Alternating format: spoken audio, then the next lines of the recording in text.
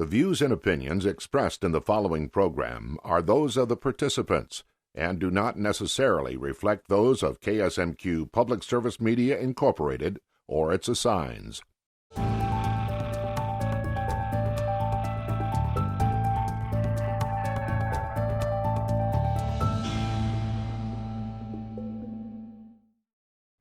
Welcome to the Heart of the Matter. I'm your host, Stephanie Passingham.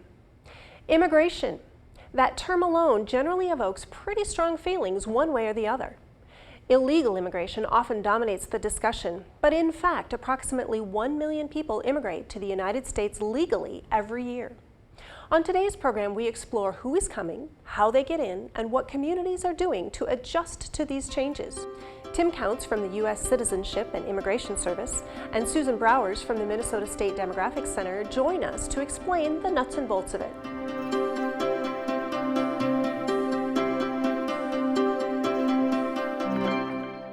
Well, our conversation about immigration often needs to start with who's here and where are they? Susan, you are the numbers gal today in terms of population in the state of Minnesota. What can you tell us about the number of immigrants that are here and how they're dispersed throughout the state, and particularly in our region in southern Minnesota? Southern Minnesota.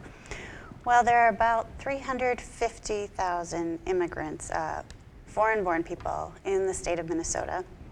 We use a Census Bureau survey called the American Community Survey to figure out who's here, when they came, where people are living, and where they move. And so a lot of the information that I'll be sharing with you comes from that survey. And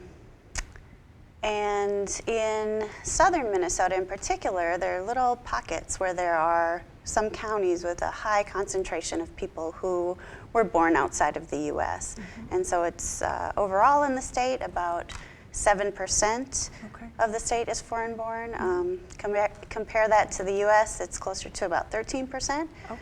So we have fewer than the nation overall. Mm-hmm. But in some areas, it's quite concentrated. Okay. I know I've heard that sometimes those populations are a little wary of government surveys that come out, mm-hmm. and they don't really want to fill out all that personal information. What degree of confidence do you have in the numbers that you are able to generate based on some of these surveys? Mm-hmm. That is a concern. There are certain populations that are harder to count. There may be language barriers. They just may not be in the same communities that are easy to reach, the traditional people that are easy to survey. Mm-hmm. Something that we found in the last few years with the decennial census, the 2010 census, is there was a huge outreach, huge amount of promotion to get people to know what the Census Bureau is, to fill out their form. It was put into hundreds of languages. Mm-hmm. And so that kind of made people aware of the survey, hopefully a little bit more trustful to fill it out, but it is a concern that sometimes those people are missed by surveys, yes. All right, so it sounds like maybe accuracy is improving with mm-hmm. some of those mm-hmm. outreach efforts. That's right. Have you noticed a change in where people are coming from? And I think folks might be surprised at the great variety of countries that people come from, but have you noticed a change in volume from any particular part of the world?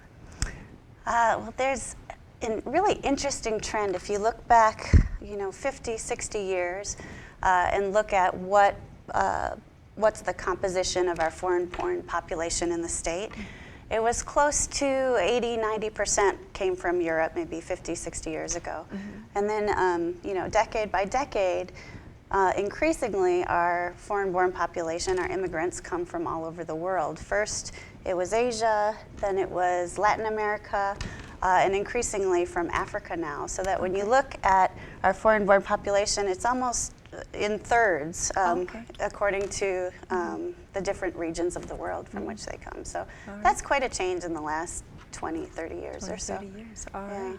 Well, Tim, your organization has a huge responsibility in this regard in terms of people who would like to come into the country, and it's quite a process. And while illegal immigration often gets the headlines, and sometimes those are the numbers that are harder to track, probably harder for you to identify those in a survey, what we want to talk about today is what's the process for legal immigration?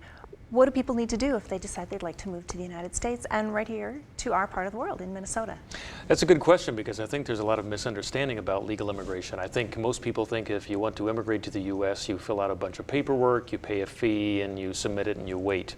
But in fact, there are specific avenues for legal immigration, and if you don't fit into one of those legal avenues, then there may not be an opportunity for you to immigrate. The vast majority of immigration, legal immigration, is via an immediate family member who already has legal status here, or through an employer who petitions for you to come into the United States. Okay. And when you first come in, is that on a visa, or do you have to wait until you're allowed that chance for citizenship? I mean, there's so many terms. I hear people talk about HB1 visas and Right. Lots of terms out there. Can you give us some definitions of Sure. someone comes here based on a family member? What's that called? That's called family-based immigration, very simple. And I think the thing to remember is that the person who wants to immigrate really doesn't submit the application themselves generally. Okay. What happens is the family member who's already in the U.S., either a green card holder or a U.S. citizen, petitions the government to bring their immediate family member in. So they can only petition for spouses, parents, children, or siblings. So that's Okay. that's Kind of family-based immediate immigration, family. right? But that's, 60 to 70% of legal immigration is done that way. The Okay. person here petitions to bring their immediate family member into the country. Okay. Then when it comes to employment-based immigration, it's roughly the same thing, except that generally an employer in the United States has to demonstrate that they can't find somebody already here who's able or willing to do that work. So Okay. then they petition for an employee or employees to come into the country, either temporarily or permanently in some cases, to do that particular type of work. Okay. When those applications are made on behalf of the person interested in coming in, what responsibility does the applicant, or whether it's the family or the employer, have to help this person that's come in? I mean, is there any connection that needs to be maintained once that person is allowed in? Sure. Well, the person who petitions for someone to come in has to demonstrate that they have the financial ability to support that person. I Okay. mean, essentially, the laws are set up so that if somebody comes in, they don't want them to be a burden, to the community, to the country. So part of the application process is demonstrating that the person has the financial resources in order to support that person if they're not able to support themselves. And that's, often a challenge for somebody first immigrating to this country, is getting on their feet and getting employment if they're of employment age. And the family is, of course, very important in doing that. In terms of the number of folks that come in, give us a general perspective on, you talked about the change in where people are coming from. Are we seeing more people come in? Some of the conversation that takes place around immigration is that there are so many more people coming in now than used to in the 50s, 60s, and so on. Have those numbers changed, and how are those numbers set? Are there quotas of how many we let in? How is that all calculated? Well, again, it's a complex issue, but in the last several years, the numbers have remained fairly steady. Roughly nationwide, about 1 million people become green card holders every year, about 1.1 million over the last several years. And of course, over the past decades, that number has gradually increased. And the same goes for Minnesota. I checked numbers before I came today, and generally over the last several years, between 12,000 and 18,000 people have come, green card holders have come to the state. So I think another distinction that's important to make is between permanent residents or green card holders and U.S. citizens. Okay. Because people think that when somebody immigrates here, they're automatically a citizen or something. But actually, most people, except if they're an adopted child, they immigrate as a green card holder or permanent resident. Then after they've been here for a certain number of years, then they can apply for U.S. citizenship. Okay. But actually, someone can live here as a green card holder their entire life and never choose to apply for citizenship. Become a citizen. Is there any disadvantage to that, to remaining a green card holder as opposed to taking that citizenship course and passing that test and so on? Well, it's a personal choice. There's certainly no obligation. There's certainly no pressure, but we want people to be aware of what the process is to become a citizen and what the advantages are. I think for most people the advantage is that you can vote. When you're a green card holder, you're not able to vote. When you're a U.S. citizen, you can participate more fully in American society by really making your voice heard by voting. I think other people are comforted by the fact if they travel abroad, having that U.S. passport is a great sense of security. So I think a lot of people do it for that too. But there are many other reasons, and some of them are very personal as to why some people choose to become a citizen and why some people choose to remain a green card holder. Right. And in some circumstances, people come to the United States, and Minnesota in particular, there are some nonprofit organizations that are really active in kind of the refugee population and bringing folks in that are in dire straits in the country that they're from.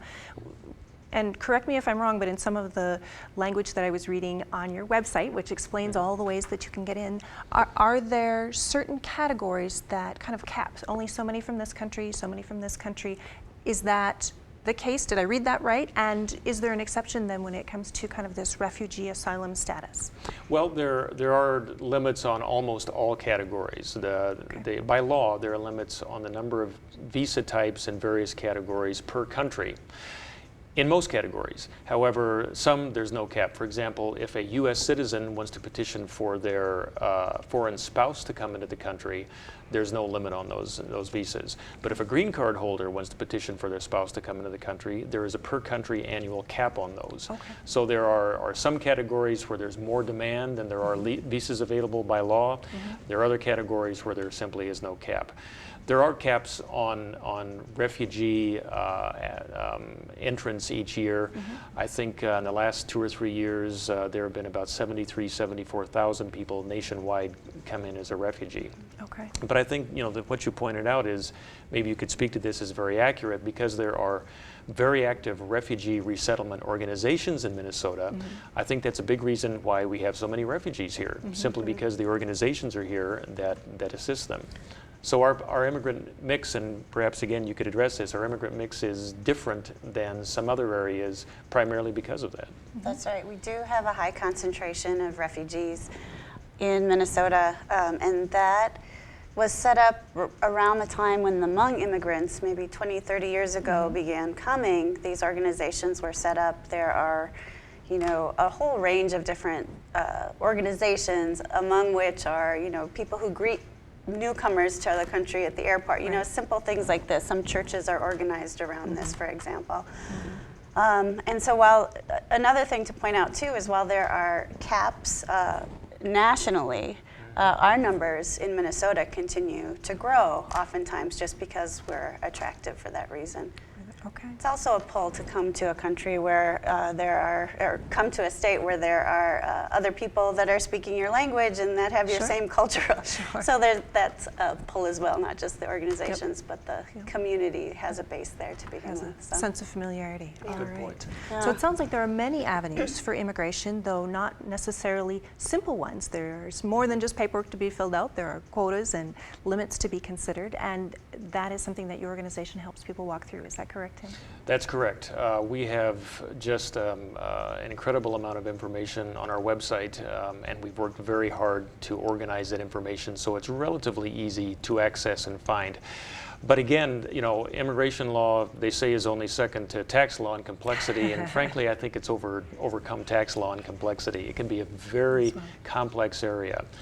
If I may mention very briefly, because it's so complex, there are unscrupulous individuals out there who try to take advantage of immigrants. In recent months, there have been a couple of people come to our office who submitted an application to our agency, and they never heard anything, so they come into our office very angry. It turns out they were scammed.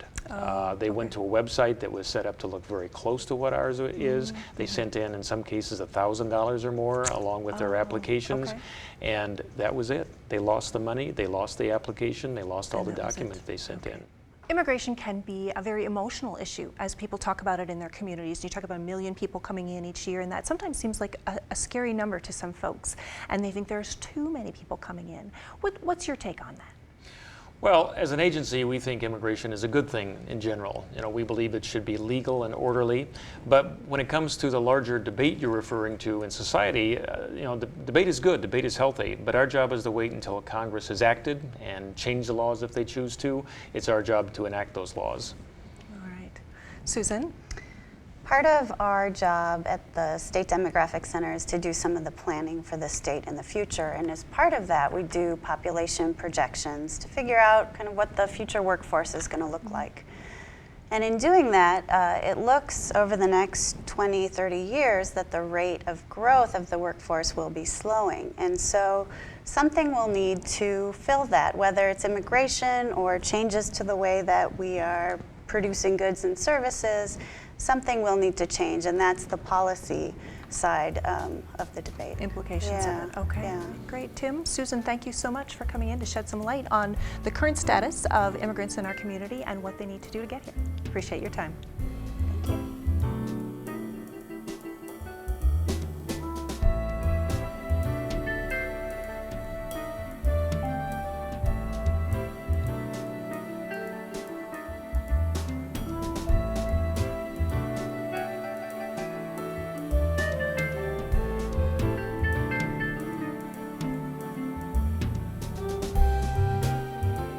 While numbers tell us a great deal, ultimately new residents need to create lives in their new communities. Professor Richard Schiming from Minnesota State University Mankato gives us a better picture of how resources are allocated and how many immigrants we can really support. Professor Schiming, we've been talking about immigration on today's program and been crunching some numbers, but really immigration as a term typically doesn't bring to mind for people numbers. It brings to mind emotions. Why is the term immigration kind of so volatile?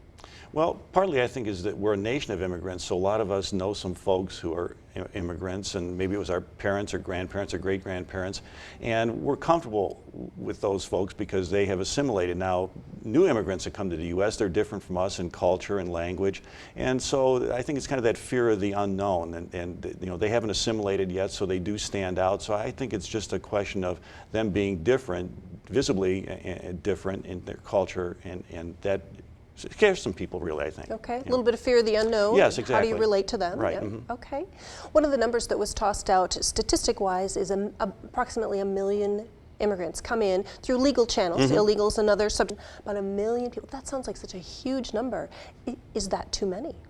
Well, in one respect, America takes in more legal immigrants than the rest of the world combined. And I see that inflow as a huge gain for the U.S. because it does bring in more resources. And you know, what makes our economy grow is resources. And so the more people you have, the more capital goods you have, the faster, the better your economy can grow. So from that perspective, I think a steady inflow of legal immigrants is a positive boon for the economy. It really helps us grow. We're one of the youngest economies in the world in terms of age. If you take a look at the European Union, they have 18 to 20% of their people 65 or over. Japan has over 25, almost 25% of their people 65 or over. Okay. In the United States, we only have 13%. The people that come in, the immigrants, are typically younger, vibrant, more independent, and that really helps our economy. You are an economist. When Guilty. Guilty. When folks come in, and ultimately you're saying there's a benefit Yes. to our economy overall. Is there a curve? Does it initially draw? You know, sometimes the concern is that when folks come in, they don't know the language, Mm-hmm. they don't know how to navigate the systems, they need sometimes help from some of the social service agencies. Is there a graph that you could draw that shows, well, there may be a drain initially from public services or from, you know, need a little more Mm-hmm. extra patience to deal with the new population and help them assimilate, and then ultimately there is the benefit? Well, in economics, there's a lot of graphs, and one graph that I would rely on is something called the production possibility frontier. And what it tells us is that when you have new resources or new technology, that pushes out your ability to produce goods and services. But it's only a possibility frontier, so it's up to us as an economy to make sure we can capture those possibilities. So yes, in terms of new folks coming over, whether it's training or retraining or assimilation, Mm-hmm. those are important things that have to be done to take advantage of those resources. But when an immigrant comes to the United States, they're really in some ways providing a gift to us, and it's up to us to take advantage of that gift. And it may require education, and it may require training, and it may require assimilation, but certainly that's how you capture those possibilities. Okay. You've talked about resources, how we help make those folks reach their potential or fulfill that possibility. What kind of agencies or resources do you see are most critical for helping that population when they first come in? Well, I think first of all, obviously housing is important, and I think housing, you have to have a stable, that helps provide a stable community, a stable background. And then I'm a firm believer in education, obviously, and to say that folks who come over both legally or illegally shouldn't be educated or shouldn't have access to our services, that doesn't really allow you to capture those possibilities inherent in that human capital. So I would think that the basic, would provide food, clothing, and shelter and education. Those are the things that we provide our own citizens, and legal immigrants certainly ought to have access to those same services. As well. All right. In terms of population, and we talked about that million number, that seems like a scary number. Is it 1 million? Is it 2 million? Where do we fall on, really from an environmental perspective or even from a social service perspective? How many folks can we handle coming in that are new at a given time?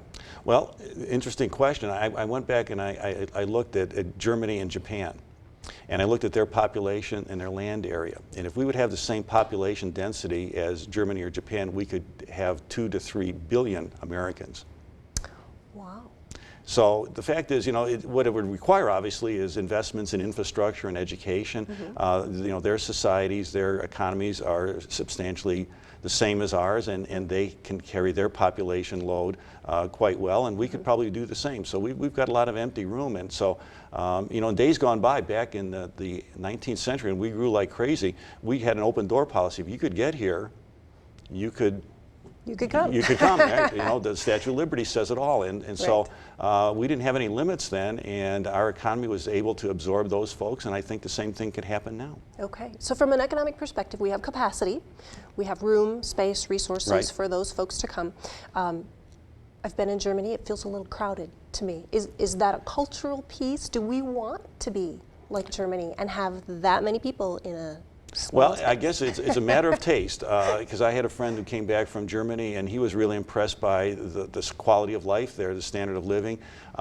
He said he was in Berlin. Most of the time he never needed a car. Public transportation, he got all through Germany without that. So I mean, it's different. Americans are used to wide open spaces. And jumping in our cars. And driving for miles without seeing houses and cities on either side. That's typically not the case, but you can't say that Germany is just one giant city. I mean, there's some beautiful areas in Germany and in Japan as well. So the fact is, you just have to be more intentional, I think, about how you conduct your economy rather than just open up the wide spaces and go from there. That does seem to be somewhat of a trend and a concern of rural areas anyway, aside from the immigration issue, is that populations are moving away from rural areas into metropolitan areas for that concentration of goods and services. Is that a trend you see continuing, or in your outlook on what resources are available and the pressures on metropolitan areas, do you think our region, southern Minnesota, northern Iowa, will start to see that return and that those population densities will increase and perhaps immigrants will be leading that? Well, one of the things that happens, I think, in terms of rural areas is the way that legal and, well, illegal immigration too, for that matter, works, is that it tends to attract people to where there's labor shortages. And to the extent that people do leave agricultural communities and they need those workers, that's where the migrants come. That's where the immigrants come. And so it does kind of even out that the immigrants move from areas of labor surplus to areas of labor shortage. So they do help even out that population flow to some extent. And will it change our demographics completely? No, I think at least for the foreseeable future that metropolitan areas still, because of the amenities provided, are a bit of a magnet for a lot of folks. But on the other hand, you can't leave your rural communities behind. They need labor as well, and that's where immigrants come in. They provide that much needed labor. Okay. As you look specifically at our region, at our local area, you mentioned housing, you mentioned education. Any other infrastructure that needs to be put in place, improved, created to support a growing immigrant population? Nothing right off the top of my head comes to mind. I think that the more you treat them as we treat everyone, the better off we'll be. And I don't think in terms of special services, you might need more in terms of developing English as a primary language. But that tends to work its way out over time. One of the things we forget is that we had a whole bunch of immigrants that came in between 1860 and 1920, and they learned it on the fly, and they assimilated into our culture. And I think we're expecting these recent wave of immigrants to come in and automatically become typical Americans, and it's going to take some time as well. But I think if you provide the basic services, they're well able to make the transition they need to be productive members of our society. Is there any typical number of generations that it takes for immigrants to become more, as we would say, Americanized? I really don't know the demographics of that, although I suspect that some immigrant families are kind of surprised on how quickly their kids assimilate to American culture. Sure. And maybe not in a good way, but you know, the fact is that kids are much more adaptable, I suspect, and it's typically the parents or maybe the grandparents that cling to the older ways longer. But I think my feeling is, and certainly I see it in college students, that everybody wants to assimilate into the dominant culture, and so that's not an issue. All right. If you were to give advice to the mayor of every town in our region to suggest how they might best utilize this future potential of these immigrants, what advice would you give to them to try to connect with this population and to have it be a positive for the community as opposed to a negative? Well, I think the idea is to treat everyone fairly. That would be the major thing, and to recognize, I suspect, the contributions that they make. One of the things we haven't talked about is we've talked about the supply side a lot, how they help produce goods and services, but also the demand side. If you look at many communities, the demand by immigrants for goods and services, for food, clothing, and shelter, that's an important basis of the economy as well. So these rural economies, as well as getting the supply of labor that they need, also get the demanders that they're looking for. It helps fill up their grocery stores, it helps fill up their apartment complexes, they buy homes, they pay taxes. So I guess my advice would be just to treat them as we treat everybody else, and to say that they are on their way to become American citizens, and they're benefits for our economy and for our community. We got to respect that. All right. Professor Schiming, thanks so much for joining us. Well, thank you for having me. Whether 1 million is the right number or not, it remains in place until changed by congressional action. Regardless, communities in our region will continue to face important decisions on how to engage new residents in the fabric of our society.